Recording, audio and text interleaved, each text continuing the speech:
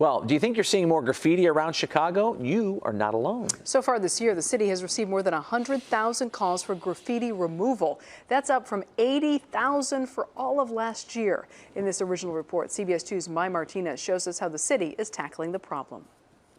Graffiti. It's an unwelcome sight in many Chicago neighborhoods. I just bought a place. I would like them to kind of sit in my shoes for once, and think about what they're doing. And nothing is off limits, from buildings to sidewalks to street signs, garbage cans, parking meter boxes, and even trees. It's pretty much everywhere. Mary Hoder regularly calls 311 to report graffiti in her neighborhood, and she's not alone.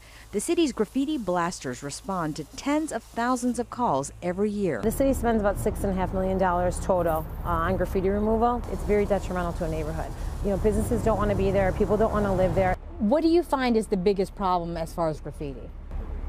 That once we take it down, it comes back up. And it's not always easy to remove. Sometimes a baking soda water mixture does the job. Tougher graffiti requires chemical treatment, and if it can't be removed, a fresh coat of paint hides it. Well, which is the bigger problem, the gang members or the taggers? Tagging. About 75% of the city's graffiti is tagging. About 25% is gang graffiti. And what do they use? It depends. They can use shoe polish, marker, paint. Even areas near the city's most popular tourist attraction, Navy Pier, aren't spared. Not the best impression for those visiting Chicago.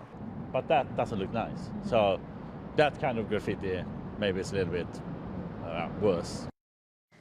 The mayor's 2014 budget calls for an additional $3.9 million in city services, including increased graffiti removal. As for those behind the graffiti, if they're caught, they could face a $750 fine in addition to removal costs and up to 30 days in jail. In the newsroom, My Martinez, CBS 2 News. Rob, Kate. My, how much time are we talking if someone makes a call till they get some action?